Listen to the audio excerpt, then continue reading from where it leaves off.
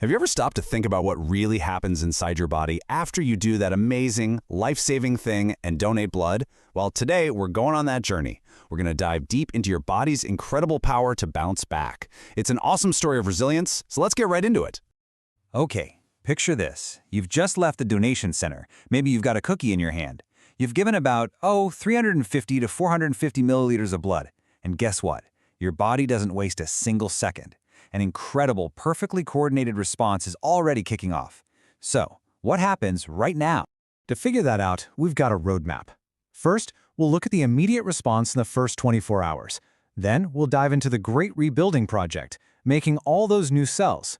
We'll see how your body's support crew pitches in, explore how this whole thing goes beyond just blood, and wrap it all up with a final verdict. So, let's start with those first few critical moments.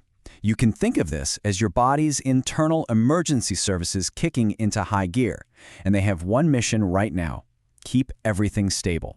Before your body even thinks about making new red blood cells, it's got a much more urgent problem to solve: that missing fluid. You've just lost about a pint of liquid, right? And your circulatory system, it's like, whoa, we need to get the pressure back up in here, and we need to do it fast. So how does it pull this off? It's a brilliant four-part strategy. First, fluid from the spaces between your cells starts moving into your blood vessels. At the exact same time, tiny pressure sensors, they're called baroreceptors, detect that drop in volume and immediately send a message to your brain that says, hey, you're thirsty, drink something. Then your kidneys get the memo and release a hormone called ADH, which tells them to hang on to water instead of, getting rid of it. And finally, a system called RAS kicks in to make sure your blood pressure stays nice and stable. It's incredibly efficient. Your plasma volume is pretty much back to normal in just a day or two. Now, what about that lightheaded feeling some people get? That's just a classic vasovagal reaction. So your nervous system has these two modes, right? The fight or flight mode that gets you all amped up, and the rest and digest mode that calms you down. Well, sometimes the rest and digest system just gets a little too enthusiastic for a second and briefly takes over. Your heart rate slows, your blood pressure dips, and you feel a bit dizzy. It might feel weird, but it's totally harmless and passes really quickly once you lie down for a minute. All right, so the fluid levels are stable, crisis averted. Now your body can switch gears and focus on the much bigger, more complex job, replacing all those lost red blood cells. This is the marathon part of the recovery. And who are the project managers for this massive undertaking? Believe it or not, it's your kidneys. They're constantly monitoring the oxygen levels in your blood. And the second they sense that dip from the donation, they know it's time to send out a very important signal. And that signal is a hormone called erythropoietin, or EPO for short. Just think of EPO as an urgent work order.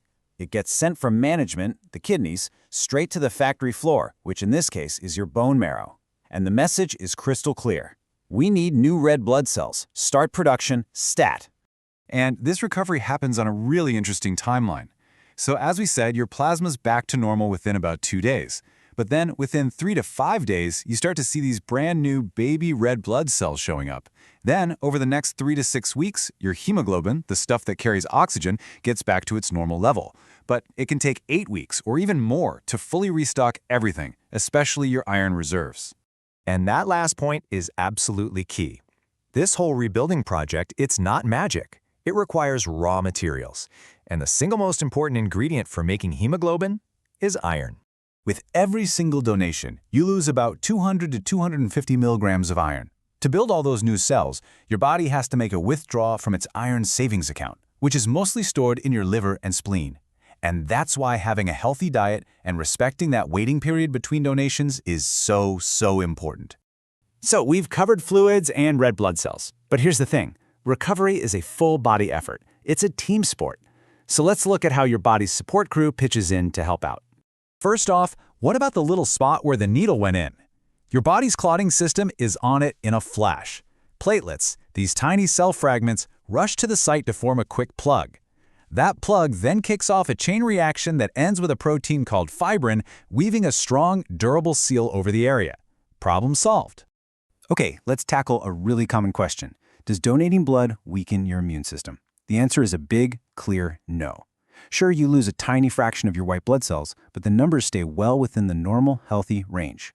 There is no meaningful drop in your immune strength, and all the data shows that regular donors don't get sick any more often than anyone else. So you can put that worry to rest. And here's a pretty cool side effect you might not know about. All this work, manufacturing millions of new blood cells, actually takes a lot of energy. So to fuel all that production, your body's metabolism gets a little temporary boost. It's literally your body investing energy to rebuild and recover. But this whole recovery process isn't just physical. Donating blood has this really powerful psychological and emotional side to it that's just as fascinating. And this isn't just some fuzzy, feel-good idea. It's actual science. The act of altruism, of doing something good for someone else with absolutely no expectation of getting something back, triggers very real, very positive responses in your brain. And this shows you exactly what's happening up there. Your brain's reward pathways light up. It releases dopamine, which gives you that feeling of satisfaction and accomplishment. It releases oxytocin, the bonding hormone that makes you feel more connected to others. And it releases endorphins, which are natural mood boosters. It's like a neurochemical cocktail that creates that warm glow, often called the helper's high.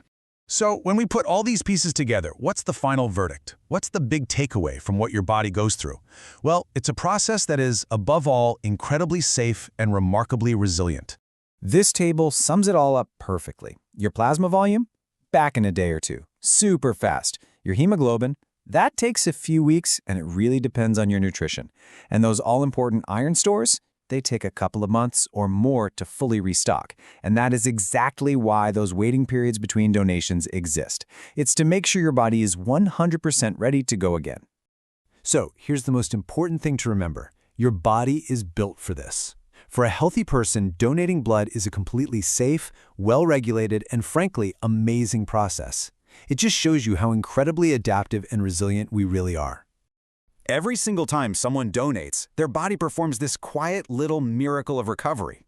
When you really think about that incredible, built-in power to regenerate and to give, isn't it just amazing what you're able to share?